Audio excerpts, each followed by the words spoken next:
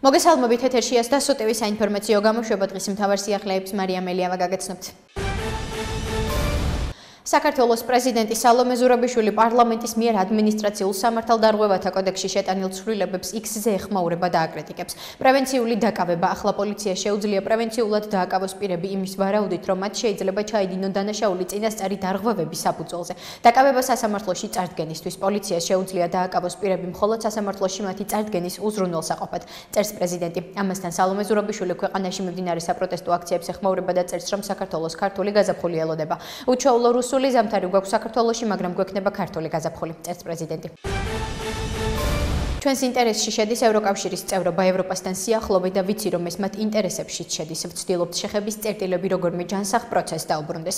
ამის შესახებ მიხეილ ყაველაშვილმა განაცხადა, რომელიც საარჩევნო კოლეგიამ პრეზიდენტის თანამდებობაზე აირჩია. მისი თქმით, მათი შეხედულებები უნდა შეიცვალოს. ამასთან ყაველაშვილის თქმით, რიგ შემთხვევაში შეურაცხყოფას აყენებენ და არასწორად იქცევიან. განცხადება, რომელიც ირაკლი კობახიძემ გააკეთა, შესაძლოა ვინმესთვის გაუგებარი ყოფილიყო, მაგრამ მან კარგად ახსნა იმავე დღეს და შემდეგაც მკაფიოდ განუმარტა საზოგადოებას. თუ რას გულისხმობდა და შეგვიძლია ჩვენ დავუბრუნდეთ ამ თემას, რასთან გვქონდა საქმე. რა არის ჩვენი დამოკიდებულება? ჩვენ ღია ვართ ამ პროცესების მიმართ. ჩვენ ვამბობთ, რა თქმა უნდა, ჩვენი სურვილია, რომ გავხდეთ ევროკავშირის წევრი, ეს სახელმწიფოს გაცხადებული ნებაა და ამაში ყველა თანხმდებით. მაგრამ ამავე დროს ჩვენ გვაქვს ჩვენი ეროვნული ინტერესები, რომელიც არა თქვენ და საზიანოდ, არამედ ეს ჩვენი ორგანული განცდაა. ჩვენ არ ვამბობთ თუ არს, განაცხადა ყაველაშვილმა. ხედავთ, რომ ქართველი ხალხი მტკიცედ უჭერს მხარს ევროპულ მომავალს, მაგრამ ეს არის ის, რასაც ხელისუფლება არ უჭერს მხარს. ეს არის დიდი განსხვავება ამ ორს შორის. ამის შესახებ ლატვიის საგარეო საქმეთა მინისტრმა ბაიბა ბრაჟემ ბრიუსელში ევროკავშირის საგარეო საქმეთა მინისტრების საბჭოს ხდომის დაწყებამდე ჟურნალისტებს განუცხადა. გარდა ამისა, ჩვენ ვხედავთ ზოგიერთი ძირითადი უფლების დარღვევას, რასაც ჩვენ ყველამ ხელი მოვაწერეთ, მათ შორის შეკრებისა და გამოხატვის თავისუფლებას და სხვა. საქართველოს ჩინოვნიკების გარკვეული რაოდენობა ეროვნულ სიაში შევიყვანეთ, ისინი ლატვიაში არასასურველი ვიზიტორები არიან. ჩვენ ამ საკითხს ევროკავშირის დონეზე განვიხილავთ და გარკვეულ გადაწყვეტილებებს მივიღებთ. ჩვენ გადაწყვეტილებებს ასევე ველოდებით დიპლომატიური პასპორტების მფლობელების მოგზაურობასთან და სხვა საკითხებთან დაკავშირებით, აღნიშნა ბრაჟემ. საქართველოს პრეზიდენტ სალომე ზურაბიშვილის განცხადებით ევროპული საბჭოს პრეზიდენტ ანტონიო კოშტასთან სატელეფონო საუბრისას აღნიშნა, რომ კრიზისიდან გამოსვლის ერთადერთი მშვიდობიანი გზა ახალი არჩევნებია. როგორც ზურაბიშვილი X-ზე წერს, პრეზიდენტმა კოშტამ დაუდასტურა, რომ ევროკავშირი ქართველი ხალხის და მისი ევროპული მომავლის მხარდაჭერას გააგრძელებს. ეს საღამოს საქართველოში განვითარებული მოვლენების შესახებ საუბარი მქონდა ევროპული საბჭოს პრეზიდენტ ანტონიო კოშტასთან. ხაზგასმით აღნიშნა, რომ კრიზისიდან გამოსვლის ერთადერთი მშვიდობიანი გზა პოლიტიკურია, ახალი არჩევნები. პრეზიდენტმა კოშტამ დამიდასტურა, რომ ევროკავშირი ქართველი ხალხის და მისი ევროპული მომავლის მხარდაჭერას გააგრძელებს. კალასი გამოვიდა და თქვა, საქართველოსთვის ვიზა ლიბერალიზაციის შეჩერებაზე უნდა ვიმსჯელოთო, ახლა წესით დიდი მღელვარება უნდა იყოს ქუჩებში. ამის შესახებ ქართული ოცნების რეგიონული მდივანი დიმიტრი სამხარაძე სოციალურ ქსელში წერს. მისი განცხადებით, კალასის ეს განცხადება პირველი ნაპერწკალი უნდა ყოფილიყო, რასაც უნდა დაენგრია ყველაფერი. ოპოზიციის მიერ კი მთავრობის დამხობის მოთხოვნა უნდა გაჟღერებულიყო, თუმცა ისინი არსად არიან და სწორედ მოვლენების ამგვარი განვითარება დააზღვია მმართველმა გუნდმა. სიმართლე გაიმარჯვებს ყოველთვის და უნდა შეეგუოს ყველა სიმართლის და საქართველოს გამარჯვებას. ჩვენ ღვთისმშობლის წილხვედრი ქვეყანა ვართ. წერს დიმიტრი სამხარაძე. საქართველოს პარლამენტის თავმჯდომარე შალვა პაპუაშვილი ტყუილს უწოდებს ინფორმაციას, რომ საჯარო სამსახურის თანამშრომლებისთვის ქართული ენის ცოდნა სავალდებულო აღარ იქნება. პაპუაშვილის თქმით, საჯარო სამსახურში მუშაობისთვის ქართული ენის ცოდნა ყოველთვის მთავარი კრიტერიუმი იქნება. ან ასეთი ტყუილი ვის უნდა დააჯერონ სახელმწიფო წარმოებაზე, სადაც ყველა დოკუმენტი ქართულად იწარმოება, როგორ შეიძლება იმუშაოს ადამიანმა, რომელმაც სახელმწიფო ენა არ იცის. მაგრამ ეს მიზანმიმართული დეზინფორმაცია და ანტიქართული პროპაგანდაა, განაცხადა პაპუაშვილმა. მისი თქმით, აღნიშნული დეზინფორმაციას სათავეს საქართველოს ახალგაზრდა იურისტთა ასოციაციამ დაუდო, რომლის ერთ-ერთი დამფინანსებელიც პაპუაშვილის განცხადებით დიდი ბრიტანეთია. სწორედ ამიტომ შალვა პაპუაშვილი მიმართავს საქართველოში დიდი ბრიტანეთის ელჩს. ან თავად მოუხადოს ბოდიში ქართულ ხალხს დეზინფორმაციისთვის, ან საიას მოსთხოვას ამის გაკეთება. ალეკო ელისაშვილი დღეს საპატიმროშია, ის არის ქართული ოცნების პირადი ტყვე, სრულიად შეუსაბამო მუხლით ჩასვეს ციხეში და პროვოკაცია მოუწყვეს. ამის შესახებ ძლიერი საქართველოს ერთ-ერთმა ლიდერმა ქეთევან თურაზაშვილმა განაცხადა. მისივე თქმით, დღეს საქართველოში საგანგაშო მდგომარეობაა, რადგან ქვეყანაში 500-მდე პოლიტპატიმარია.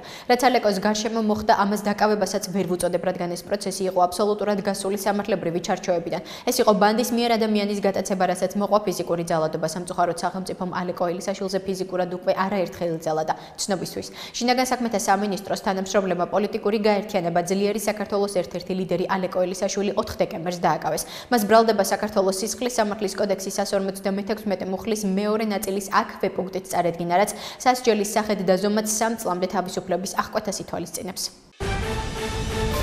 რა თქმა უნდა, ჩვენ შეშფოთებული ვართ საქართველოში ბოლო დროს ევროკავშირში გაწევრიანების მოლაპარაკებების 2028 წლამდე გადადების შესახებ მთავრობის გადაწყვეტილების შემდეგ განვითარებული მოვლენებით. ევროკავშირის პასუხთან დაკავშირებით ნებისმიერი ზომა უნდა იყოს კარგად აწონილი და გამიზნული, რათა თავიდან ავიცილოთ საქართველოს მოსახლეობისთვის ზიანის მიყენება. ამის შესახებ რუმინეთის საგარეო საქმეთა მინისტრმა ლუმინიტა ოდობესკომ ბრიუსელში ევროკავშირის საგარეო საქმეთა მინისტრების საბჭოს ხდომის დაწყებამდე ჟურნალისტებს განუცხადა. კითხვაზე, უჭერს თუ არა რუმინეთი მხარს პერსონალურ სანქციებს და ვიზო მიმოსვლის რეჟიმის შეწყვეტას დიპლომატიური პასპორტის მფლობელებისთვის, რუმინეთის საგარეო უწყების ხელმძღვანელმა უპასუხა. ეს არის დღეს განხილვის საკითხი, ვფიქრობ, ყველაზე მნიშვნელოვანია არ დავაზიანოთ საქართველოს მოსახლეობა, რომელიც მხარს უჭერს ევროკავშირში გაწევრიანებას. ჩვენ უნდა ვიმსჯელოთ ამაზე დღეს, აღნიშნა მან. მოუთმენლად ველი საგარეო საქმეთა საბჭოს საქართველოს ხელისუფლების ქმედებებს კონკრეტული შედეგები უნდა მოჰყვეს. ამის შესახებ ესტონეთის საგარეო საქმეთა მინისტრი მარგუს ცახკნა X-ზე წერს. მოუთმენლად ველი საგარეო საქმეთა პირველ საბჭოს საგარეო საქმეთა და უსაფრთხოების საკითხებში ევროკავშირის სპეციალურ წარმომადგენელ კაია კალასთან ერთად.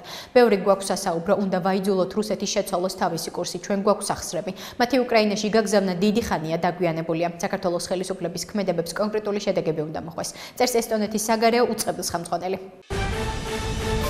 საქართველოს ინტელექტუალური საკუთრების ეროვნულ ცენტრში საკპატენტში 1992-2017 წლებში ფორმირებული დოკუმენტების სამეცნიერო-ტექნიკური დამუშავებისა და გაციფრულების სამუშაოები აქტიურ ფაზაში შევიდა. აღნიშნული შესახებ ინფორმაციას საკპატენტი ავრცელებს. მათივე ცნობით სამუშაოები ხორციელდება საკპატენტსა და საქართველოს ეროვნულ არქივს შორის გაფორმებული ხელშეკრულების ფარგლებში საარქივო წესების სრული დაცვით.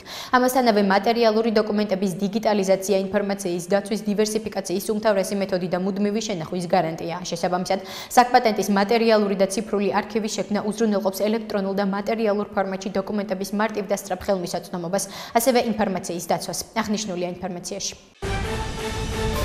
გომის სავანეს მონაკვეთზე მისაბმელიანი და ნახევრად მისაბმელიანი ავტოტრანსპორტის მოძრაობა აკრძალულია. საქართველოს რეგიონული განვითარებისა და ინფრასტრუქტურის სამინისტროს საავტომობილო გზების დეპარტამენტის ინფორმაციით, რთული მეტეოროლოგიური პირობების გამო შიდა სახელმწიფოებრივი მნიშვნელობის გომის საჩხერე ჭიათურა ზესტაფონის საავტომობილო გზის მონაკვეთზე დროებით იზღუდება მისაბმელიანი და ნახევრად მისაბმელიანი ავტოტრანსპორტის მოძრაობა, ხოლო დანარჩენი სახის ავტოტრანსპორტის გადაადგილება თავისუფალია. მათივე ცნობით საავტომობილო გზის დანარჩენ მონაკვეთებზე ავტოტრანსპორტის მოძრაობა თავისუფალია.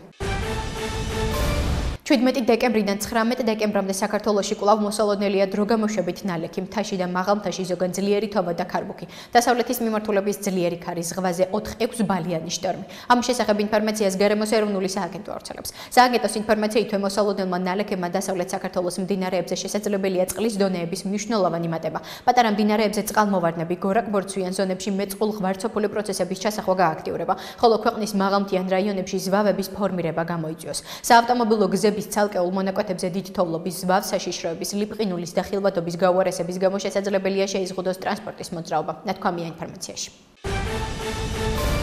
ახლა კი გაგაცნობ თუ წვეთის სიახლეებს.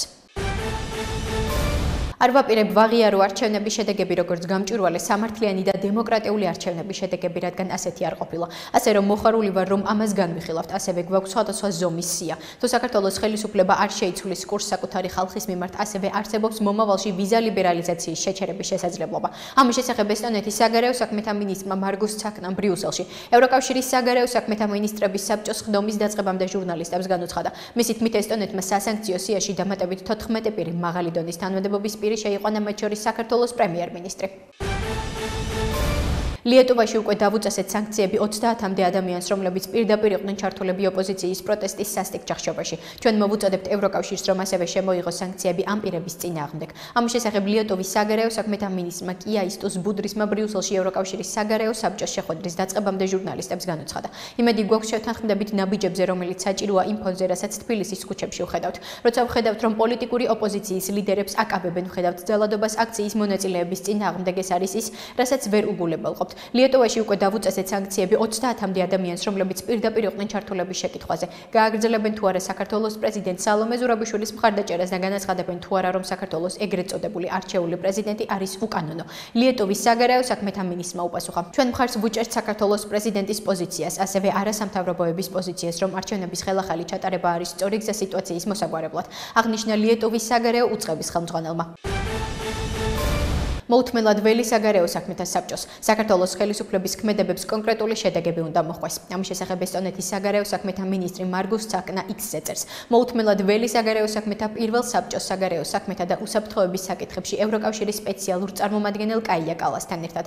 ბევრი გვაქვს სასაუბრო, უნდა ვაიძულოთ რუსეთი შეცვალოს თავისი კურსი, ჩვენ გვაქვს სახსრები. მათი უკრაინაში გაგზავნა დიდი ხანია დაგვიანებულია. საქართველოს ხელისუფლების ქმედებებს კონკრეტული შედეგები უნდა მოხვდეს. წერს ესტონეთის საგარეო უწყების ხელმძღვანელი. შეგახსენებთ, ევროკავშირის საგარეო საქმეთა მინისტრების შეხვედრაზე საქართველოს საკითხი იმსჯელებენ. უკრაინის პრეზიდენტ ვოლოდიმირ ზელენსკის განცხადებით დონეცკის ოლქში კურახოვოში არსებული ვითარება მძიმეა. ამასთან მისი თქმით საჭიროა ძალის გამოყენება კურსკის მიმართულებით იმისთვის, რომ ქვეყანამ დიპლომატიაში სწორ შედეგებს მიაღწიოს. ინფორმაციას უკრაინული მედია ავრცელებს. დღეს იყო მოხსენება მთავარსარდალ სირსკისგან ფრონტზე და კურსკის ოპერაციის რაიონებში არსებული ვითარების შესახებ. მძიმე ვითარებაა პოკროვსკის მიმართულებით და კურახოვოში. მადლობელი ვარ ყველა ქვედანაყოფის, რომელიც იქ ოკუპანტებს ანადგურებს. ასევე განსაკუთრებული მადლობა ჩვენს ჯარისკაცებს კურსკის ოლქში. იქ საჭიროა ძალა იმისთვის, რომ უკრაინამ და უკრაინელებმა დიპლომატიაში სწორ შედეგებს მიაღწიოთ, აღნიშნა ზელენსკიმ. მის თქმით, უკრაინას სჭირდება საიმედო და გარანტირებული მშვიდობა. ჩვენ აუცილებლად განვახორციელებთ ჩვენს მიზნებს, დასძინა მან. ასეთი იყო მიმდინარე სიახლეები მომავალ შეხვედრამდე.